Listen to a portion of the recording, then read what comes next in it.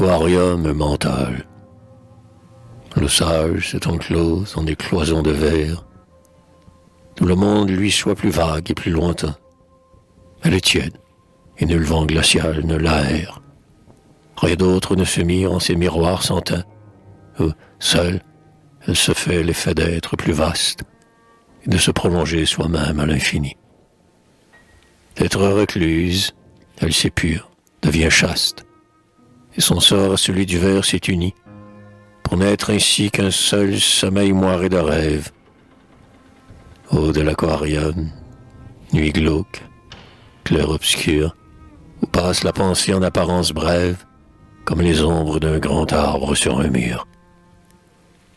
Tout est songe, tout est solitude et silence, parmi l'aquarium, pur d'avoir renoncé. Et même le soleil, de son dur coup de lance, ne fait plus de blessure à son cristal foncé. L'eau désormais est tout au jeu des poissons calmes, éventant son repos de leurs muettes palmes. L'eau désormais est tout aux pensifs végétaux, dont l'essor, volontiers captif, se ramifie, qui, la brodant comme de rêve, sont sa vie intérieure et sont ses canevas mentaux. Mais, riche ainsi pour s'être enclose, l'eau s'écoute à travers les poissons et les herbages verts. Elle est fermée au monde et se possède toute, et nul vent ne détruit son fragile univers.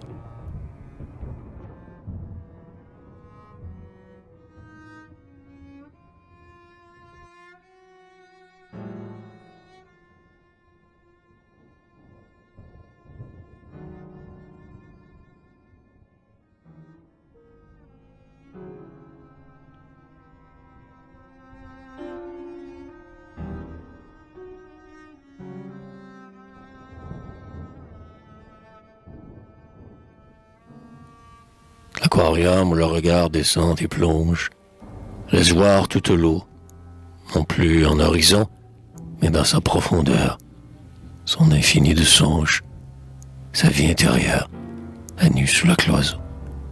Ah, plus la même, mais tout autre qu'à la surface. D'ordinaire, l'eau veille, horizontale, au loin.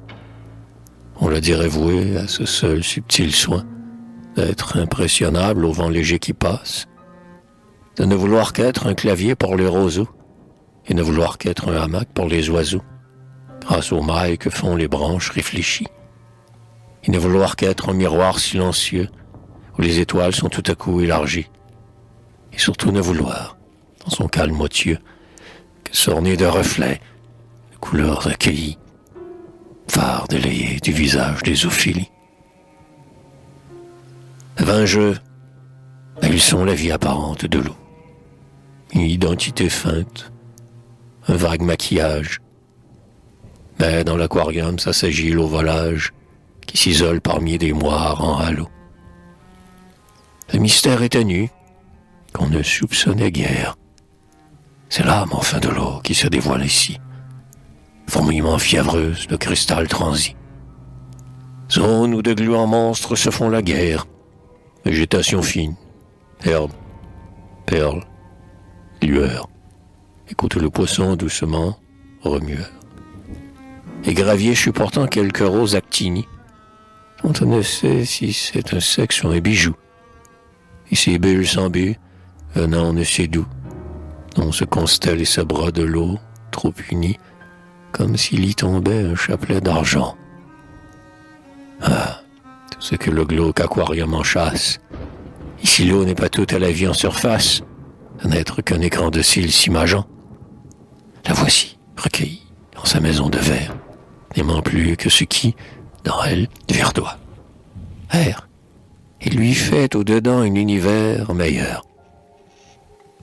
Et si mon âme, seule, et que rien n'influence, elle est, comme mon du verre, enclose en du silence.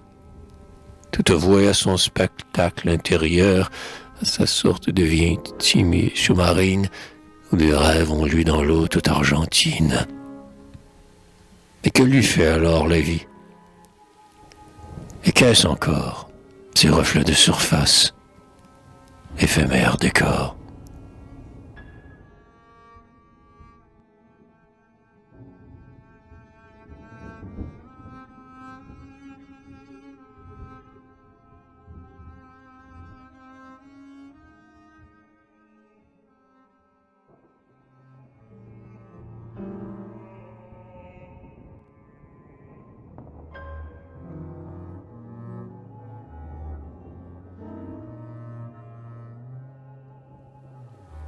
Ophélie a laissé sombrer à pic ses nattes, qui se sont peu à peu tout à fait dénouées. Ses yeux ouverts sur l'eau sont comme deux stigmates. Ses mains pâles sont si tristement échouées. Pourtant elle sourit, sentant sur son épaule ruisseler tout à coup sa chevelure immense, qui la fait ressembler au mirage d'un saule. Suis-je ou ne suis-je pas? À songer sa démence. Les cheveux d'Ophélie envahissent l'eau grise, tumulte inextricable où sa tête s'est prise. Est-ce le lin d'un champ? Est-ce sa chevelure? L'embrouillard mini-vert qui rouille autour d'elle? Ophélie étonnée, attachée de conclure. Suis-je ou ne suis-je pas? Songe-t-elle, fidèle au souvenir des mots d'Hamlet, Seigneur volage. Ses cheveux maintenant se nouent comme un feuillage qui jusqu'au bout de l'eau, sans fin, se ramifie. Ophélie est trop morte, elle se liquéfie. Les bagues ont quitté ses mains devenant nulles, ses derniers pleurs à la surface font des bulles. Ses beaux yeux, délogés des chairs qui sont finies, survivent seuls, au fond, comme deux actinies. Et ses cheveux verdis, dont la masse persiste, dans les herbes aquatiques qui leur ressemblent, sont si dénaturés d'avoir trempé qu'ils semblent un fouillis végétal issu de cette eau triste.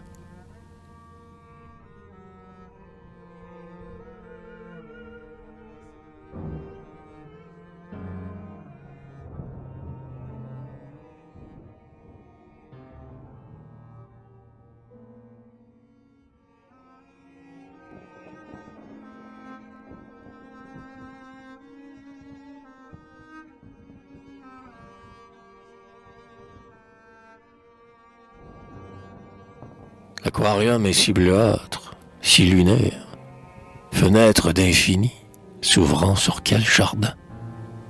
Miroir d'éternité dans le ciel et le temps. Jusqu'où s'approfondit cette eau visionnaire, et jusqu'à quel recul va-t-elle prolongeant son azur ventilé par des frissons d'argent? C'est comme une atmosphère en fleurs de cire chaude. De temps en temps, dans le silence, l'eau se brade. Passage d'un lent poisson entreaperçu, qui vient, oblique, part, se fond, devient fluide. Fusain est effacé sur l'écran qui se vide, et bouge nos dessins ornés sur un tissu.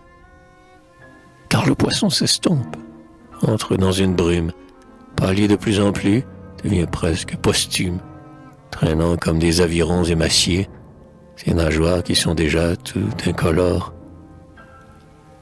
Départ sans nul sillage, avec peine et pied, comme celui des étoiles dans les aurores. Quel charme amer ont les choses qui vont finir. Et n'est-ce pas, ce lent poisson, une pensée, dont notre âme s'était un moment nuancée, et qui fuit, qui n'est déjà qu'un souvenir?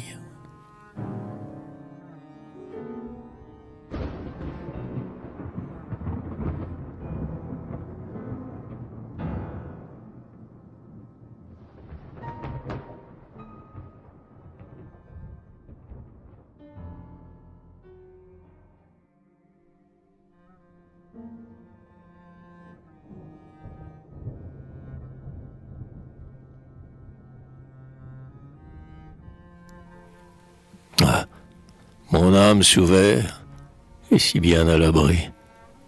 Toute elle s'appartient dans l'atmosphère enclose. Ce qu'elle avait de lit ou de vase dépose, le cristal contigu n'en est plus assombri. Transparence de l'âme et du verre complice, que nul désir n'atteint, qu'aucun émoi ne plisse. Mon âme s'est fermée et limitée à soi, et, n'ayant pas voulu se mêler à la vie, son épure et de plus en plus se clarifie. Âme déjà fluide où cesse tout émoi, mon âme est devenue aquatique et lunaire. Elle est toute fraîcheur, elle est toute clarté. Et je vis comme si mon âme avait été de la lune et de l'eau qu'on aurait mis sous verre.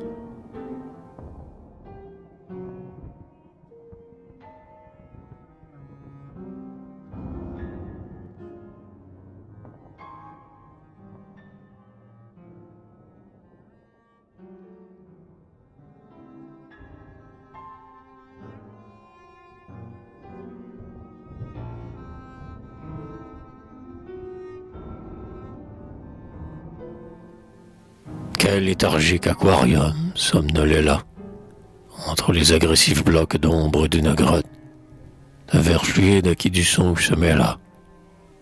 Couleur glauque d'un puits où toute l'aube flotte, ou d'un miroir perdu qu'on heurte au fond d'un bois, et dans lequel tous les feuillages aboutissent. Aquarium en fièvre, aux muettes parois, où des brumes sans cesse et des tulles se tissent. Alors ce sont soudain des obscurcissements, puis c'est une éclaircie de brusques trouées, ainsi dans les miroirs et dans les yeux stagnants. Et les pâles cloisons sont un peu tatouées par les herbes et les poissons, les imageants. C'est l'instant du prestige, et moi de l'eau recluse. Est-ce que c'est du clair de lune qui s'infuse? Toute une vie occulte y prend un bain d'argent, dans l'enchevêtrement silencieux d'un saule qui serait tout entier entré parmi ses taux. Remuement incessant comme dans un cerveau, clarté terne d'éclipse et d'un minuit du pôle. On voit se dérouler des limbes, dirait-on, comme si ces poissons, ces herbages, ces pierres, n'étaient autres que quelques âmes prisonnières qui, captives du verre, attendent leur pardon. Des âmes épurants, comme un demi-damné, dans ce bassin opaque où s'exila leur sort, lieu qui n'est plus la vie et qui n'est pas la mort. Des âmes expiants qui sont condamnées à n'être ainsi qu'un minéral, qu'un végétal, ou qu'un poisson aveugle en ce muet cristal. Et l'on voit chevirer ces âmes somnambules, s'évertuant sans cesse à se sauver un peu de leur forme avilie en cet abîme bleu. Combat obscur, et ces intermittentes bulles qui faufilent de lentes gouttes l'eau s'emplit. Ne sont-ce pas des pleurs, rosées expiatoires, des âmes qui font là comme leur purgatoire, larmes montant à la surface de l'oubli?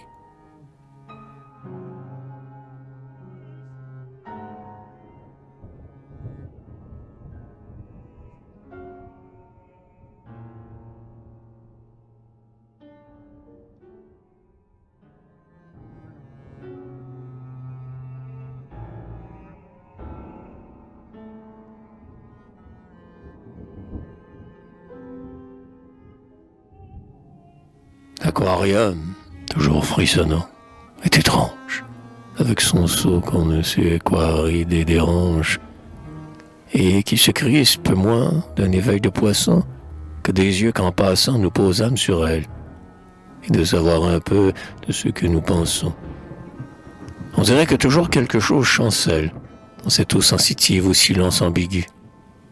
Eau de l'aquarium et qui, glauque, se limite par des cloisons qui sont un palais exigu.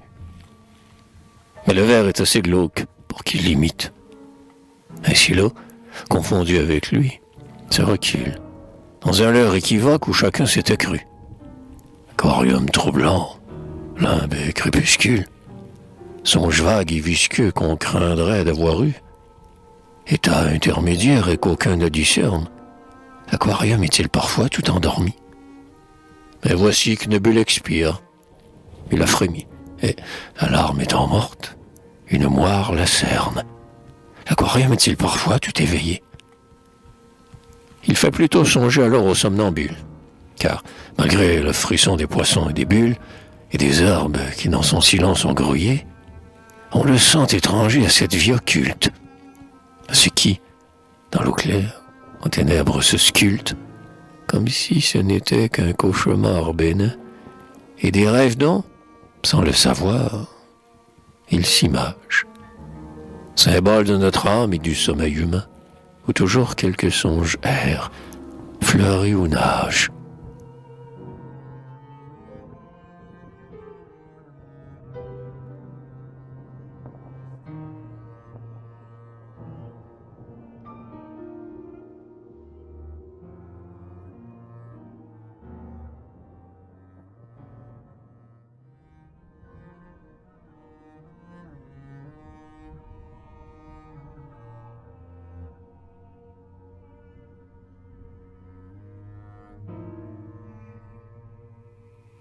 Dans l'aquarium clos songent les actinies, anémones de mer, sensitives de l'eau. Les moires peu à peu se sont tout aplanies, qui tout à l'heure s'arrondissaient en halo, à l'endroit cablessé quelques nageoires en fuite. Le silence renaît et plus rien ne s'ébruite, dans le bassin peuplé de formes en arrêt. Alors, dans l'eau sans nul frisson, les actinies s'ouvrent, comme une bouche au baiser s'ouvrirait, fardant de rose un peu leur corolle blêmie, mais sensible encore comme une plaie en fleurs, car le moindre nouvel éveil de nageoire les rétracte aussitôt parmi l'eau qui se moire, encore que le poisson soit doucement frôleur, et les voilà toutes recloses, racornies, toutes tristes comme une bouche après l'adieu. Or nous avons aussi dans nous des actinies, rêves craintifs qui se déplient parfois un peu, jardins embryonnaires et comme sous-marins, fleurs rares n'émergeant que dans la solitude, bijoux dont le silence entr'ouvre seul l'écran. Mais combien brefs ces beaux instants de plénitude, qui sont le prix du calme et du renoncement. Car revoici toujours les nageoires bannies, de rêves trop profanes aux louches glissements, qui crispent l'au-delà mais clouent les actinies.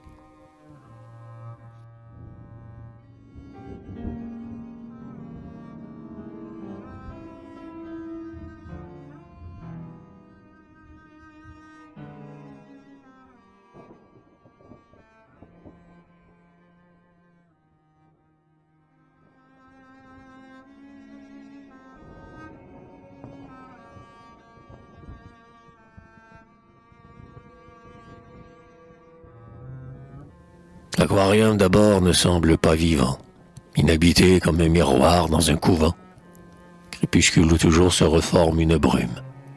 Il dort si pâlement qu'on le croirait posthume, et que les reflets noirs qui viennent et s'en vont de son combre sans but sur un lit mortuaire, et jeux furtifs de veilleuse sur le plafond.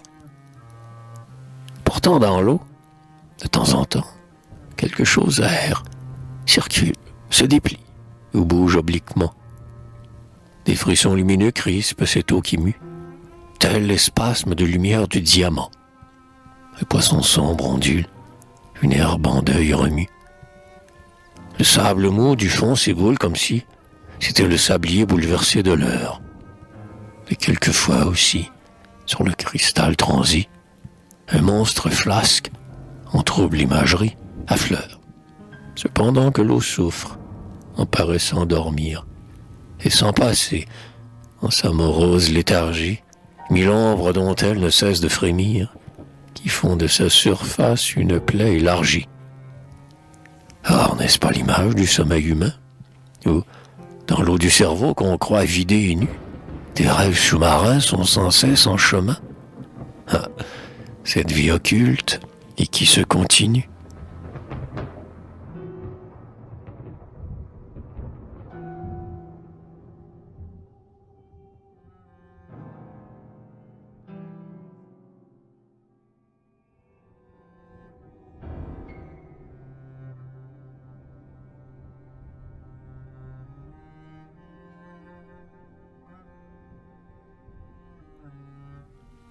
Quel aquarium glauque apparaît à la mémoire, en qui les souvenirs, les rêves, le passé, émergent par moments d'un clair-obscur glacé, clairière d'une grotte en deuil, liquide armoire dont les panneaux ont des ombres pour bas-relief et qui conserve en elle un peu de notre vie, amour mort qu'on retrouve en scintillement bref, collier perdu, mais qu'une perle certifie. Et nos espoirs muets en minéraux pensifs, nos efforts devenus des varechs convulsifs, telle bouche changée en coquillage inerte, et tel péché comme un poisson qui bouge au fond. Comment redevenir la mémoire déserte? Mais sans cesse ces mots glissements la défont, et rouvre une plaie au fil de la mémoire. Sans cesse le passé, fait d'ombre, reparaît dans le repos de la mémoire qui s'en moire. C'est comme si toujours quelque chose y mourait. Car retrouver un fantôme d'ancienne joie, le spectre d'une rose ou l'écho d'une voix, c'est les voir mourir presque une seconde fois. Ah, Tout ce qui subsiste en nous grouille et louvoie. Tout ce qui reparaît d'un temps qu'on oubliait, déjà si loin, mais qui soudain dans nous remue. Frôlement, frisson noir et feuillage inquiet. Enfin, ne jamais pouvoir redevenir l'eau nue. Toujours sentir dans l'eau l'as renaître un pli, et quelque forme errante, une ombre fugitive, être l'inexorable empêcheuse d'oubli. Aquarium humain, mémoire sensitive, tout leur quotidien entre des vers clous, survivance de peine un peu somnambulique, comme si dans la chasse à la grêle relique, on sentait, en baisant la vitre, souffrir l'os.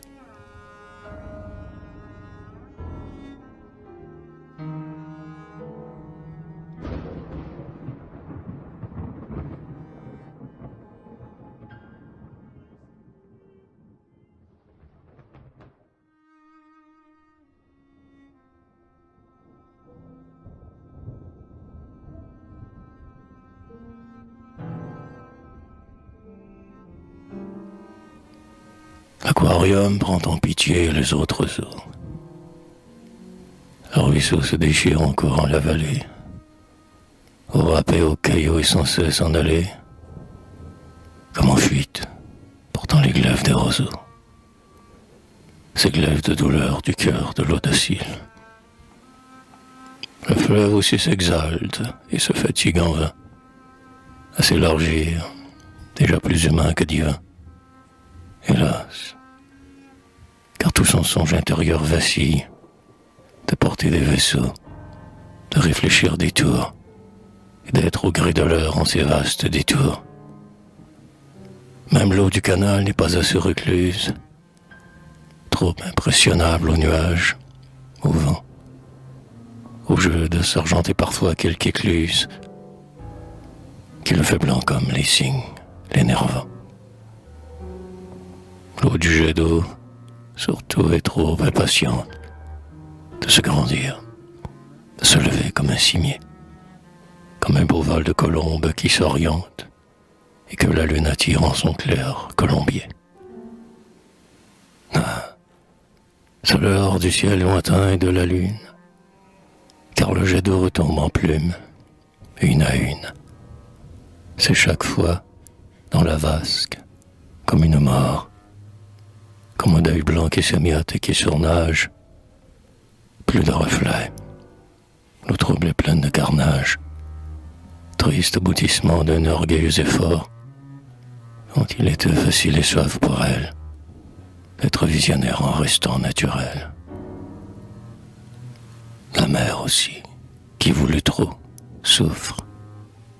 Elle geint, se brise aux rocs aigus des promontoires, flots opaques, et gris comme un jour de Toussaint, plus incessant et qu'on dirait expiatoire, sans cesse labouré par le vent et l'éclair, sans cesse fatigué par les vaisseaux véloces, mer infinie en qui se fane un trésor clair, perles, coraux et tous ces beaux écrins de noces, richesse intérieure, orfèvrerie en feu, dont, trop vouée à vivre, elle a joué si peu.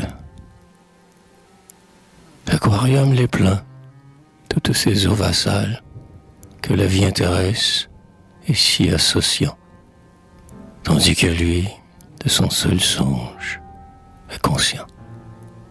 Il n'a pas d'autre but que ses fêtes mentales et l'anoblissement de l'univers qu'il est.